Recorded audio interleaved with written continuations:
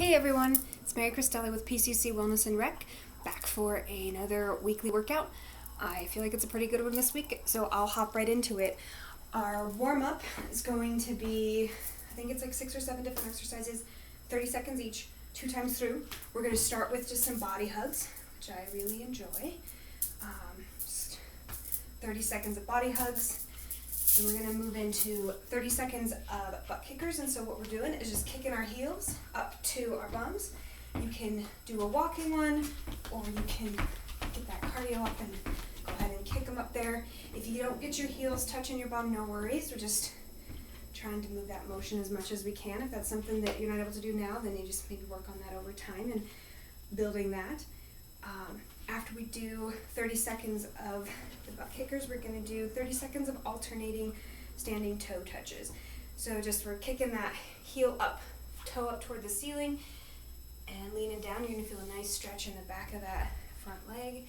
And we're just alternating for 30 seconds. I really like the way that these feel on my hamstrings. Some of you might also feel a little bit of a stretch in your calf. Cool. We're really looking for that hamstring stretch. After you do 30 seconds of those, you'll move into alternating lunge with a twist.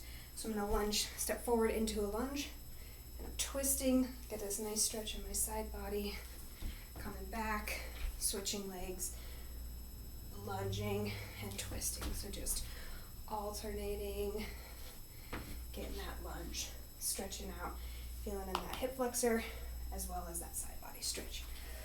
30 seconds of those, and then 30 seconds of bent arm circles. So I've got a nice wide-legged stance. I'm hinging forward at my hips. I'm resting my elbow on my knee just because I want to. Then for 30 seconds, we're gonna stir the pot. I'm gonna go 15 seconds one way, switch, do 15 seconds in the opposite direction. Then for my next 30 seconds, doing the other arm. So 15 seconds one way, switching about halfway through, 15 seconds the other way. Bent arm circles. And then we're going to maintain this wide-legged stance and do 30 seconds of side-to-side lunging. So we're just coming this way. For those of you in my class, this is that one that you tease me about my handwriting with. So I'm thinking of you guys right now and laughing inside my head. So we're just alternating for 30 seconds. You can do what you want with your hands, put them on your hips, leave them to the floor, whatever works, but we're getting a nice stretch on the inner thigh. 30 seconds of that, and then we've got a newer one today. It's like a cross ankle kneeling position to a pike, and so what I'm doing is I'm on my hands and knees here. I'm going to put my right toes on the floor, cross my left ankle over my right, and I'm just moving from this kneeling position into a pike position, and I'm feeling a stretch in my right calf. So just gonna wrap that one out just like that. So I'll do 30 seconds with the right foot, and then I'll put my left foot on the floor, cross my right ankle over my left. And the same thing on the opposite side for 30 seconds. All right? I like these, I think they feel really nice. So 30 seconds each leg of those. The warm-up is probably going to take a little bit more time today than it has the last few weeks, but please do that. It's important to kind of loosen up your muscles and stuff, especially if you do this first thing in the morning, making sure that we're moving through that warm-up. So after the warm-up, we'll hop into the strength portion. We're going to do 3 rounds today. We've got 4 different exercises. The first one we're starting with are staggered push-ups, and so what that is you can do so that you can be in the full plank position if you'd like, or if you want, you can be in the modified position on your knees. And what I'm doing is I'm going to stagger my hands. So I've got my left hand in my typical push-up position, so I've got my wrist right below my shoulder, and I'm going to bring my right hand up about, looks like, I'm very bad at judging distance, but it looks like about a foot. And then I'm just going to come down and push back up. Again, if you want, you can be in the modified position.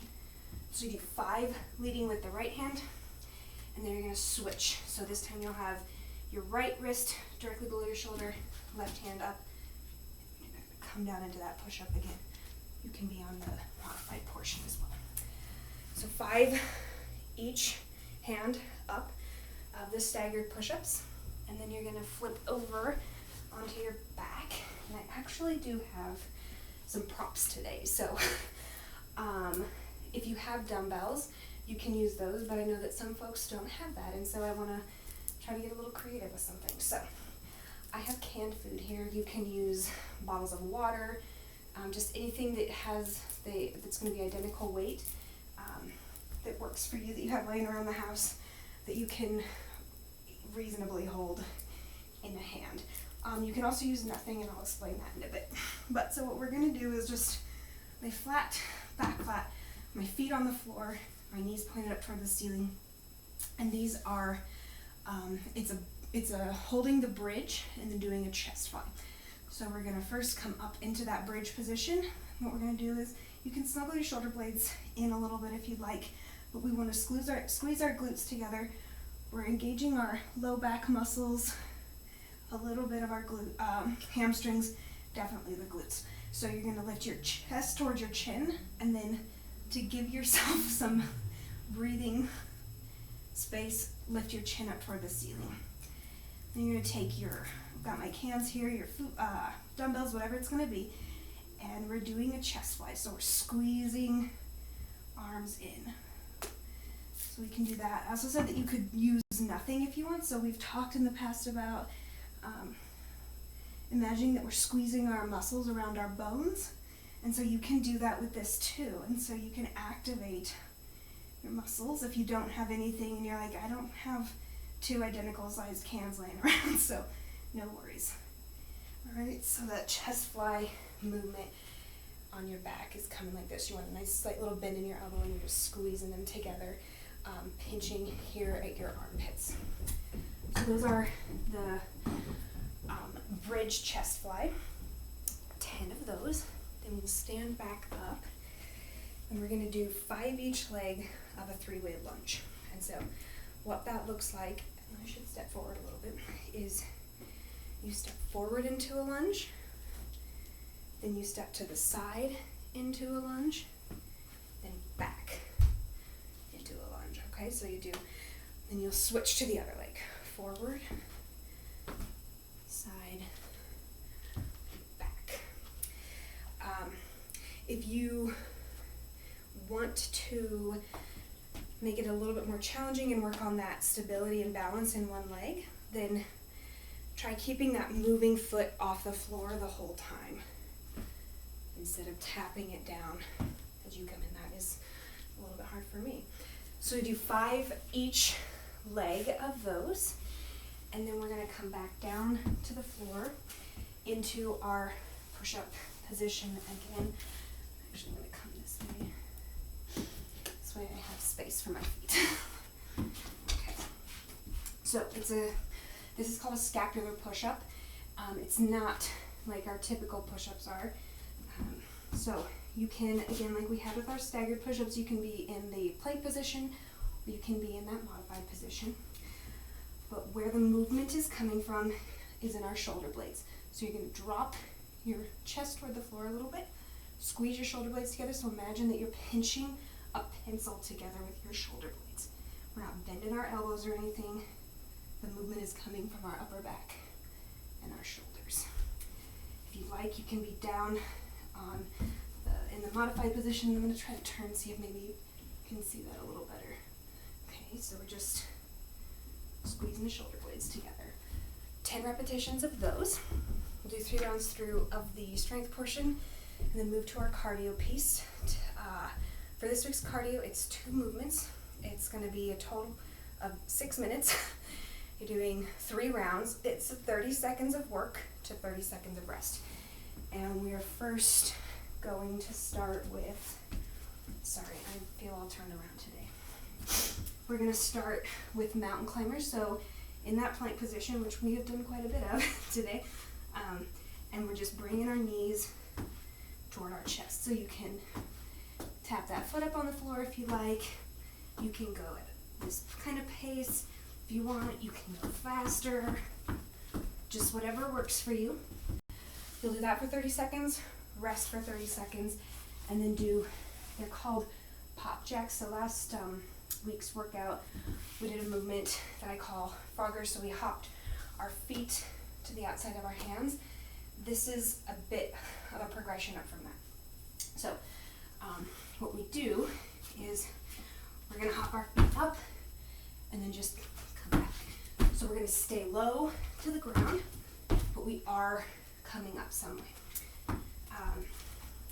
If you can't get your feet all the way up to your hands, no worries. Jump your feet up to your own body's range of motion. If the 2 feet hop, you're like, not my jam today, no worries. Step up and come into that little squat and back. All right, so you do that for 30 seconds. Repeat the 2 for 3 rounds, and then we'll do core. So we have 3 movements for core today, and it's going to be 3 times through. The repetitions for each are the same. It's 8, 8, and 8. So sometimes I switch them up and make one like 12 and one 6, and in my classes sometimes people tease me about that, which I get it. They're like, how am I supposed to remember all of this stuff? And then you change the numbers on me. So I think that's very funny. But don't worry, today it's all the same for the core. So first we're going to start with sprinter sit-ups. And so that is where we just lay back. I'm going to scoot back so you can see.